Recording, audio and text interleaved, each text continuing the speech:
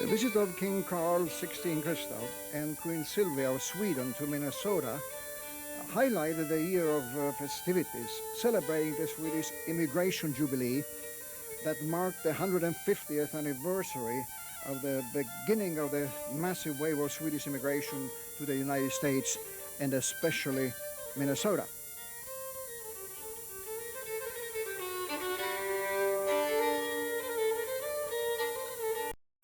The powerful personal stories of immigrant families who came from Sweden to fulfill their dreams in Minnesota have been passed down by generations of descendants and continue to be honored by the strong ties between Sweden and the United States today. Between the years 1850 and 1930, about 1.2 million Swedes left for America. And that was a considerable segment of the total population. And there were some good reasons why Swedes left. We can say that Sweden experienced, as other countries in Europe, experienced population explosion.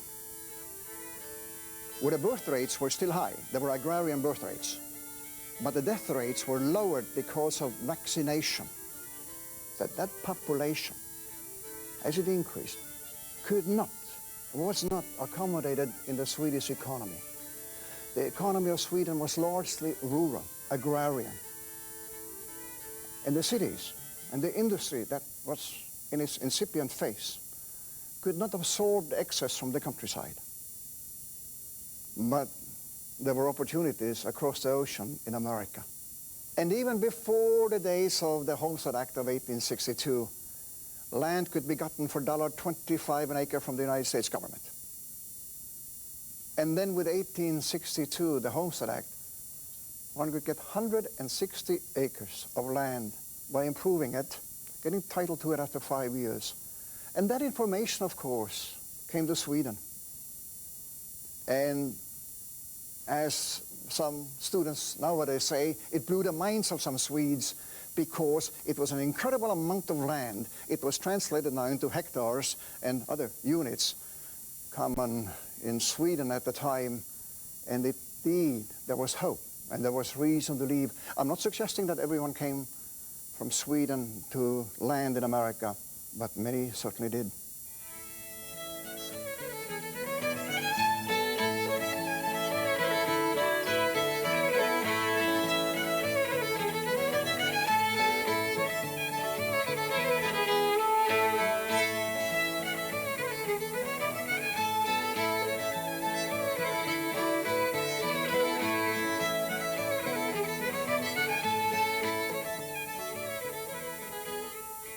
Coming over on the sailing ship was a terrible affair.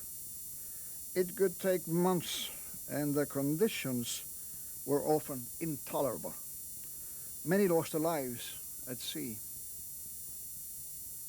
And the ship condition was so bad that it took 6 weeks for that trip from Sweden. They stopped in England at Liverpool, and then they stopped at New York at the port when they finally got here, and it was so terrible for 2 of the parties of the party that died on sea, and there some of the rest of them almost died.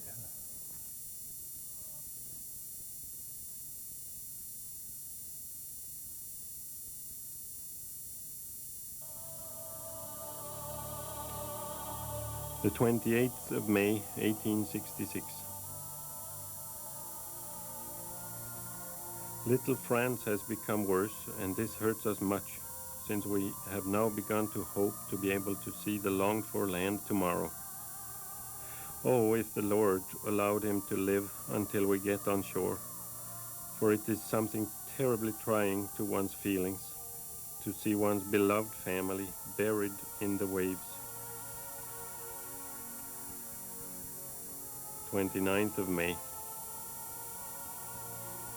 After having seen little Franz ill for 12 days, I have now seen him fight his last fight.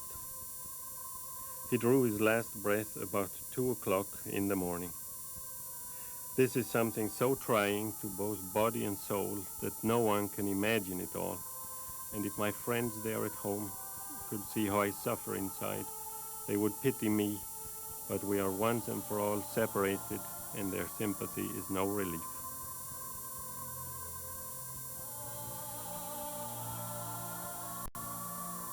April 13th, 1868. I began to sow wheat.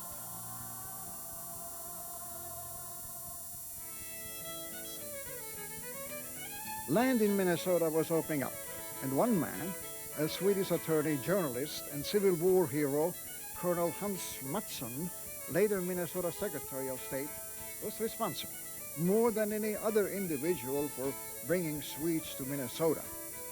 He comes back to Minnesota with his troops, and he becomes involved in state government and a leader in Red Wing. And the governor was a man by Marshall. He had been in the Civil War. All our governors were for 30 years officers in the Civil War. He asks Mattsson to become director of immigration for the state of Minnesota, to bring all groups here, and here is where he begins as a land agent and then director for immigration in the state of Minnesota, to bring other persons. Minnesota was now opening up.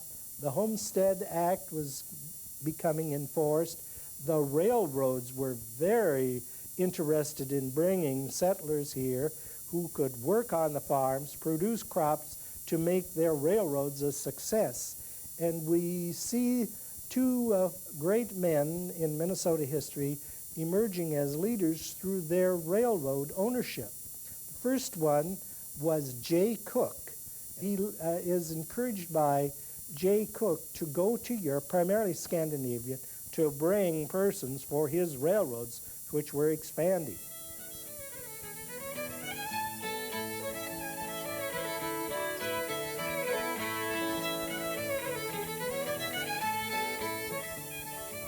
Before he left, he instituted several things. One was the America letter.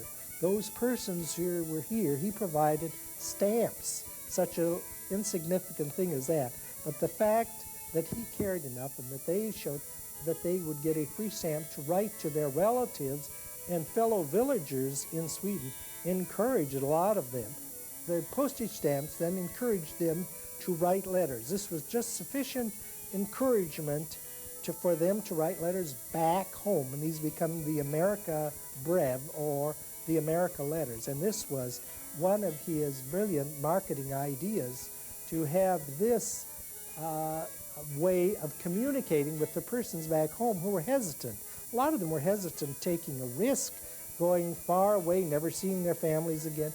But he encouraged groups to go together, and they were anxious for word back in Sweden of how brother, uncle, cousin was doing in the New World. And to have that, an American stamp was a rarity in Sweden. And so that electrified the persons. And when they told of and he encouraged them to tell of the good life in America. I'm sure there was others who told of their hardships, but this was electrifying to the persons. I want to go to America, was what that 2-cent stamp implied, sent a message. The dream of having a railroad, a transcontinental railroad, connecting Duluth with Seattle, Puget Sound at least, Seattle, and Cook. Now, that railroad didn't really get started until 1869. Near Thompson, there is a sign, I think it's still there on a roadside, the first shovelful, well, I don't know what they were shoveling, snow or what, but in February of 1869. At the same time, there was another railroad going on, and that other railroad was the Lake Superior Mississippi Railroad. That was essentially a railroad for wheat, and bringing in immigrants and shipping wheat. That was completed on August 1st, 1870. Now, the railroad going west and the railroad going south both needed labor, both needed settlers. And the Lake Superior Mississippi Railroad, a partner there was Hans Mattsson. And a marvelous fella, Commissioner of Immigration, state of Minnesota, a Swede himself. And also the Secretary of State of Minnesota sent agents then to Sweden and advertised the place, the railroad, and also the lands of the railroad that the railroad was selling. Likewise, the other railroad, extending now westward from Duluth in 1869, also advertised in Europe, in this country, and in Sweden, lands for sale, because there were land grants given to railroads, state grants, and also federal land grants. And they were trying to sell these to generate traffic. So that was very important. No question about it that the Swedes who came here, if you look at 1870, they were working on the railroad. And then some sent for the families, others came with the families, and some settled along the railroad lines, that Lake Superior Mississippi Railroad, where there were sawmills at Hinckley, at Pine City, and elsewhere, and work was promised, and off-season work for men in the woods. So I think that was very important. And the Northern Pacific did the same sort of thing. Now, lumbering was another activity. True that the Swedes were sort of pre-adapted in this type of industry. There were lumberjacks. I mean, this forestry was an important source of revenue in Sweden. I mean, revenue by way of exports from Sweden. It generated capital. And so they were accustomed to it, because many of the tenant farmers worked in the woods during the winter months. If not in southern Sweden, then in northern Sweden, in Norrland for sure. There were seasonal migrations that way. And so here they worked in lumber camps. That was a good source of income. And eventually that industry was declined because of the cutting that went on. And some others were in mines. But the Swedish involvement on the Mesabi Range and the Vermilion Range and Cuyuna Range was minor by way of providing labor, mine labor. There were some Swedish technicians here, some Swedish mining engineers, and there were quite a few Swedes in the service industry, shop owners, that is, well, barber shops and so on, and grocery stores and so forth and so on. Surely there were Swedes and a few of them involved in mining, but that was a secondary item. And then others were engaged in fisheries along the North Shore.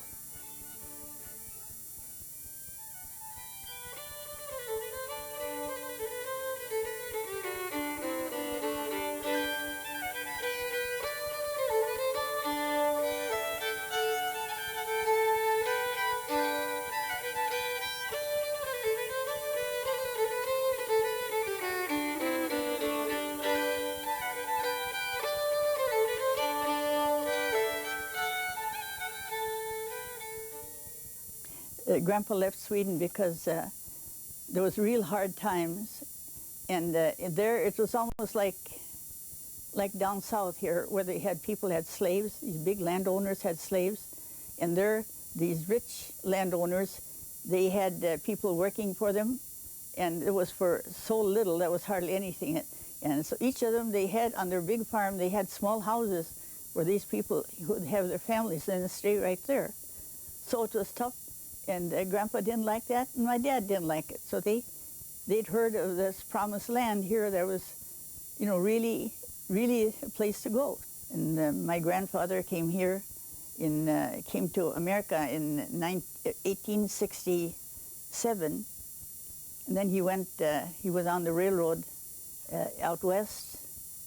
He was one of the four men that carried the last tie in the east meets west at Promontory, Utah. That was in 1869. And we came up towards Duluth and Carleton. Then he said it was just like in Sweden. He was born in Värmland, in the town of Arvika, and this was just like, so he just felt at home here. And so he worked around, and then he got his parents here. Then he got, after a bit, then he got his four brothers here. his two cousins. Then he married my grandma, who had come over here, and she was living with an aunt right close to Nopeming. And then he brought her father over. He was newly widowed, and two of her brothers, and then four of her sisters. So he brought everybody over, and so he paid for all this. The cost of coming over passage was $75 each, and he was kind-hearted. He never asked for any repayment or anything. And so there's springs here on this place, so he got a whole section, 160 acres, and which I am living on now. And then, of course, there was all these trees to cut down. So somebody came, there was some a lumberman that came and took the lumber, but he was, all these stumps were left. So, and in between where the trees were, they had to get the hay and the grass, because you had to have a cow. And so they would have patches where they would just have to make the most hay, or do the best they could out in the hayfield there. Grandma brought coffee. You had to have coffee, and out to Grandpa in the hayfield. Of course, the dog followed with, and she has her coffee pot and her basket with something to eat. And then they had to have bread, so they had to have flour. And where you could get that? Well, then they opened up the land, so then they raised rye. Rye was a very good growing crop then. Grandpa's place, there was a river that ran through part of it, and so he saw a chance to build a mill, and the upper part was for lumber. He sawed all the lumber for this house, and then in the bottom part he ground the rye flour into flour. And there was a lot of people down towards Esco and that way that would come, a lot of Finnish people that came with their rye and had it ground. I was the first grandchild, so I was really, my grandparents really doted on me, you know, because I was the first one, you know. And of course, and when we started school, I couldn't speak a word English. So the first day I had to stay after and say the word I, get to know what that meant. And then, of course, I taught my sister. She was younger than I was, and so I taught her. So it wasn't any hardship for her when she started school. Then there was 3 of us in the family, and we had to help with the chores and everything like that as we grew up. So it's been fun living on the farm. It's been a lot of hard work, but it didn't hurt us any.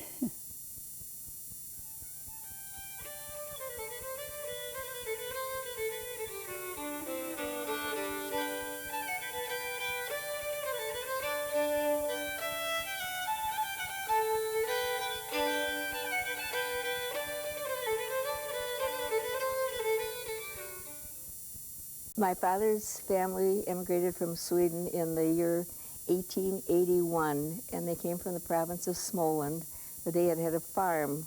There were 4 children, 3 boys and a girl, who came with them at that time, and my grandmother and grandfather. Their name was Johansson in Sweden, but when they came to this country, they found there were so many Johanssons, so they changed their name to Lindquist, which means a branch of the linden tree, and the linden tree was a huge tree they had on their farm in Sweden. During my growing up years, supposedly from the time I was about 7 or 8 years old until probably well into high school, we had lived in Moose Lake at the time, and my grandmother and grandmother lived in Chisaga City. My grandfather had died in the meantime, and my grandmother lived in this little tiny house in one section of Chisaga City, which is known as Old Town now. It's where many of the people, when they retired from their farms, moved into this particular area.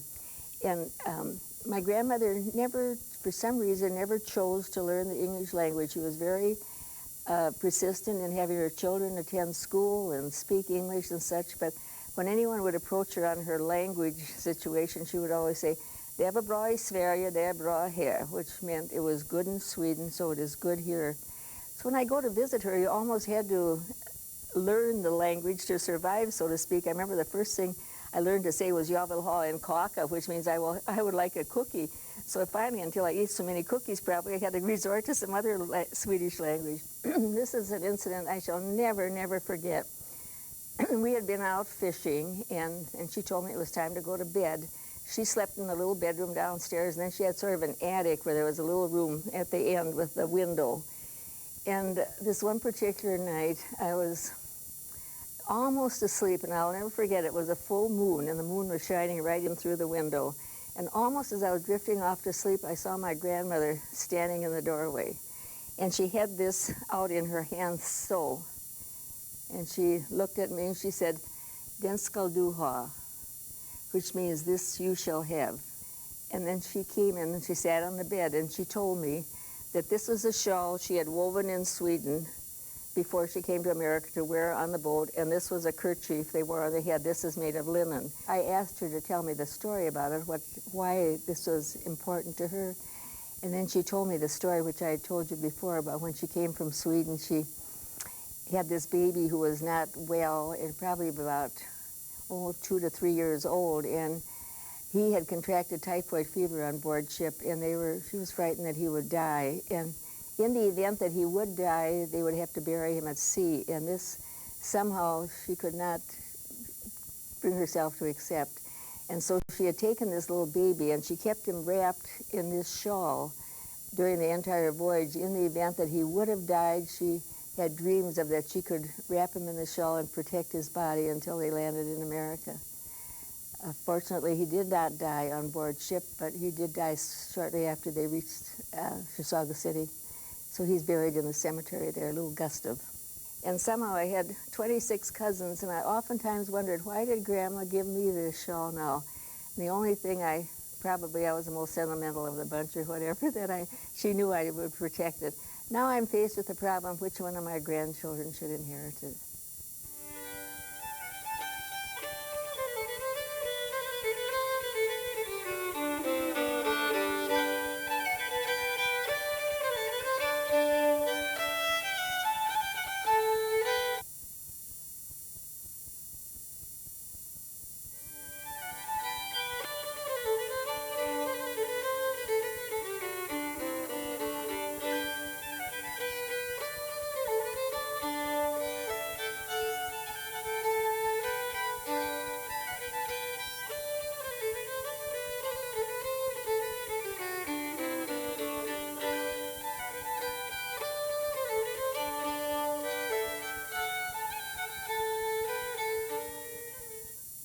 Dad was born in 1869 in Sunne, Sweden, and Sunne is a town in Värmland. He immigrated to America on June 25th, 1886. Dad was 17 years old when he came. He had had all his schooling in Sweden. He had been confirmed, and I guess he was sort of the adventuresome type.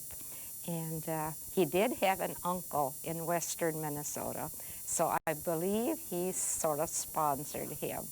And the two ladies that were with him, he was supposed to be in charge of those. They were his cousins. One was Mary Sundin, and the other one was Augusta Sundin. One was 18 years old, and the other was 20 years old. And I remember that Dad said one of them, I don't know which one it was, she cried just about the whole way over. You know, mixed emotions. Did I do the right thing? Oh, I shouldn't have gone, and so on and so forth. And you know, thinking as a 17-year-old and 18 and 20-year-old, it really was a big adventure, even if they did have somebody here that they would know, of course. The boat that he took was a smaller boat from Göteborg, Gothenburg, and that went to Hull, England. And then I don't know what boat he came from Hull to America, but he came through Canada, through Detroit, and would you know it, from Detroit to Duluth by sailboat. Now that was really something. I have no idea what that sailboat looked like or anything, but you can sort of envision, you know, what it is. And then getting back to his cousin that was so emotional the whole way over, I often think of the song, you know, of Hälsa den där hemma, and we like to sing that. It's got a good lilt to it. But the story behind that is really so interesting. You know, we can picture any one of the immigrants standing on at the bow of the boat or on the deck and looking back home, you know, lonesome feeling, did I do the right thing? Oh, why did I go? And so on. And then this immigrant, he happens to look up and he sees these birds flying over, the swallow, and they're heading homeward. And then there's a little swallow at the end of the line. He's sort of lagging behind, tired and so on. So this person speaks to him, and he really pours out his heart. He said, oh, if I only had wings like you, little bird, I'd fly away back home with you. But I know I can't do that. But he said to the bird, I have a message, and this is my prayer. Will you please greet my father and my mother, the beautiful country, the hillside, and my brother too. It's really kind of touchy when you think of, and when you sing the song, maybe you don't really think the meaning behind it, but it does have a deep meaning.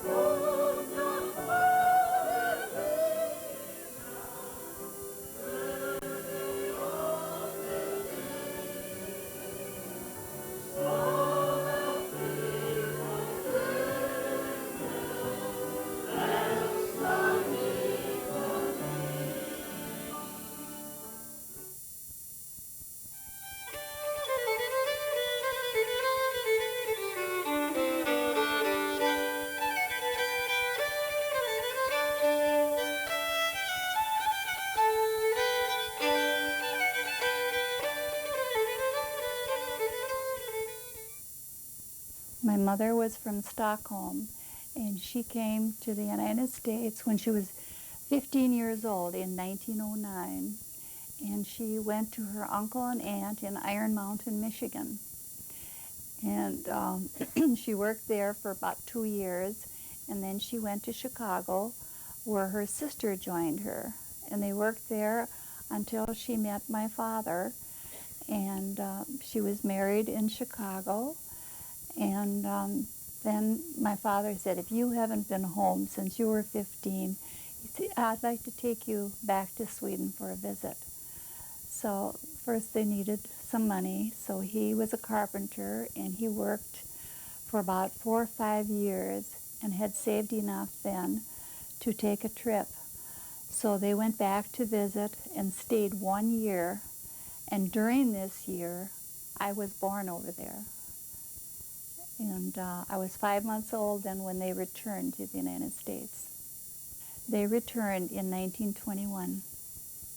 I think it's very important for families to keep up with their roots, and I think it's really the very core of our existence, and it helps to tell us who we are. And it's sort of like the very fabric that weaves us together as families. I have been back to Sweden 5 times now to visit, and I have learned the language. I went to school for quite a few years, and I do have my degree in Swedish now. so I'm able to teach it also. And in 1983, my husband and I traveled to Småland in Sweden, and there's where I purchased all the fabric for this costume and all the embroidery thread and got the pattern to make it. And this is from the province where I was born. I have done all the embroidery and handwork myself on this. This is the name of the costume, Värensdräkten from Småland. And then on this one is my name and the year that I made it. And these are silver. You're supposed to wear something very meaningful with your costume. And this is the medal that my mother was given and pinned by the King of Sweden. At Christmas, I often wear this outfit. Well, I always wear this outfit at Christmas. The Swedish people have a lot of Christmas traditions, and one of the highlights is the Lucia celebration, which they start on December 13th, which is Lucia Day, and it stands for the symbolism of light because they have such a long, dark winter. The oldest daughter in the family usually goes around with the saffron buns and the coffee and wakes up the rest of the family.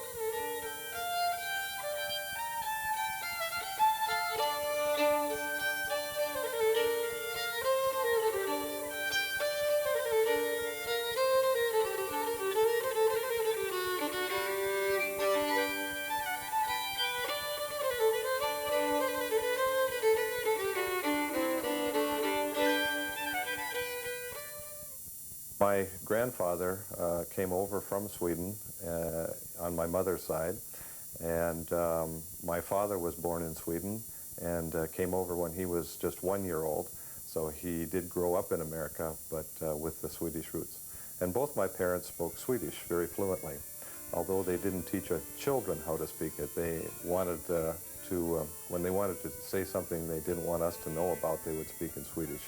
I think they were in the generation that felt when you came to America, you should become an American and speak English and try to assimilate into the society as much as you could to be an American. And so they didn't have the same feeling today that we have about teaching children languages so that they can be competitive in the world economy and so forth.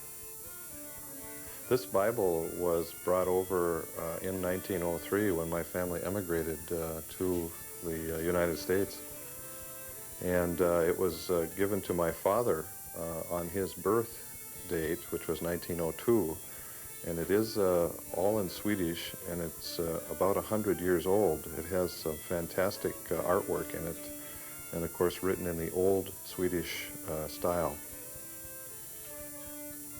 Having a background is very important to me, and knowing that I have relatives in Sweden is important. Knowing what kind of life they lived over there, what kind of culture they have is important. And it's also, I think, important for us to keep those traditions alive in the United States, to make people remember where they came from, what they came from. And I think that those traditions are fun for people, and they're lively, and they're reasons to continue on. Well, our family started the Bergquist Imports, and one of the symbols that we used in our name was the dollar horse. And so it has been a part of our advertising and part of our company's logo throughout the 45 years history. One of the most recognized symbols in Sweden is the dollar horse.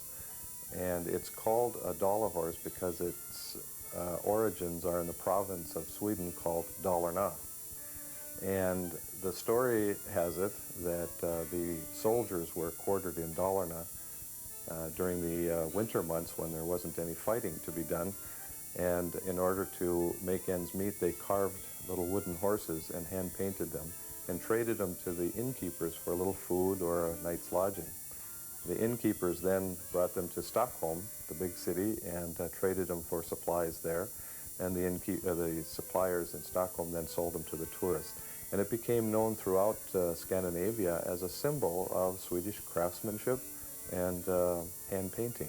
They are still manufactured up in Dalarna. There's 2 major companies left that make them. They're still hand carved, although the basic shape is cut out by saws now, electric saws. But they're still finished with a little knife to carve out the carving, and then they're all hand painted. And it's a cottage industry where many people are doing it in their homes.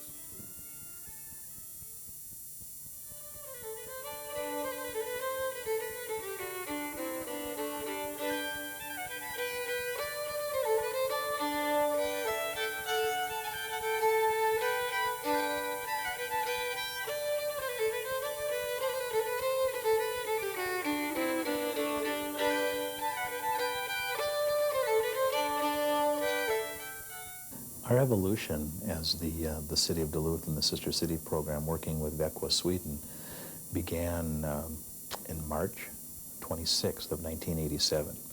And at that time, the relationship was actually became official, where the 2 mayors signed a declaration that we will become sister cities, and this was approved through the City Council and brought into the Sister Cities Commission as a new sister city. The communications that we have with Sweden have changed dramatically in the past 5 or 10 years. Years ago, people primarily depended upon letter writing and perhaps that very occasional telephone call that was very expensive. And today we've entered the world of the internet, and on my desk, as an example, I communicate with various officials in our sister city of Växjö, Sweden on almost a daily basis through email. And of course, Duluth is on the internet, and Växjö, Sweden is on the internet, and electronic mail is unbelievable how we can continually communicate with one another and pretty much know what each other is doing on a daily basis, and it's a wonderful attribute in this case. You know, this year, for 1996, doing the Jubilee programs that we were so heavily involved with, we were involved with over 20 different separate activities throughout the year. Everything from a kickoff in December, where the mayor proclaimed that this is the year of the Swedish Jubilee, to bringing over a 75-piece marching band, the central band of the Central Swedish Army, to 2 different official delegations, one on a county delegation that came, over 15 people, and another delegation from our sister city of Växjö. Plus just numerous brown bag lunches, working with the University of Minnesota, working with the Historical Center here in Duluth and the Depot, working with Glenn Sheen, working with and networking with a lot of various organizations within the city of Duluth, the Swedish Cultural Society, and of course our Växjö committee was the steering point of all of the Swedish Jubilee activities. So it was a wonderful, wonderful summer with numerous activities.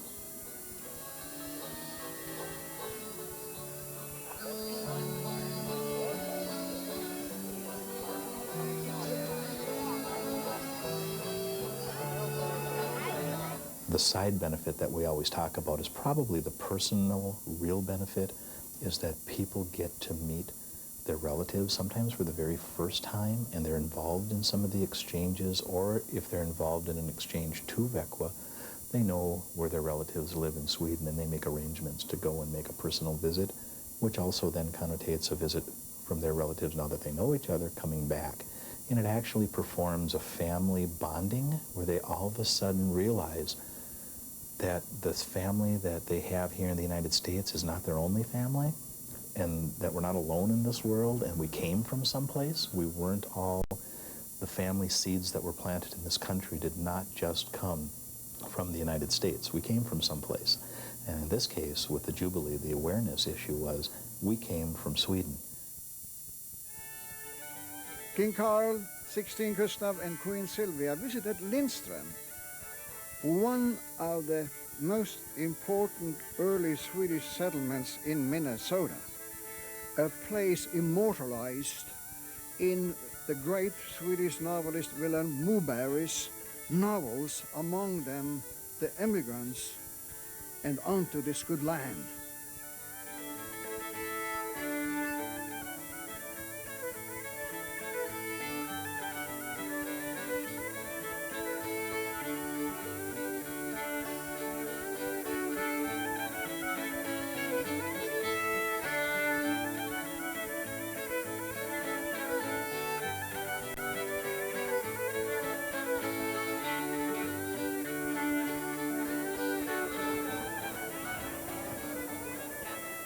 I would never have expected that in all my life, that I would see the King and Queen.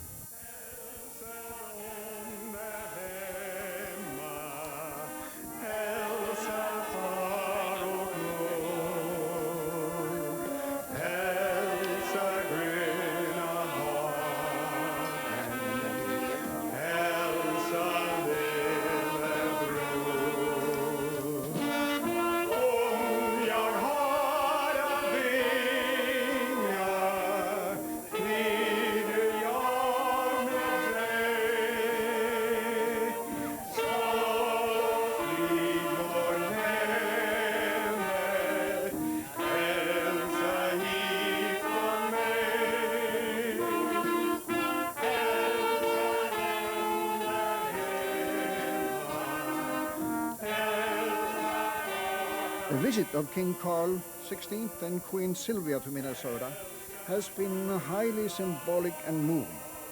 They have strengthened the ties between Sweden and America today by focusing attention on the stories of those who came from Sweden.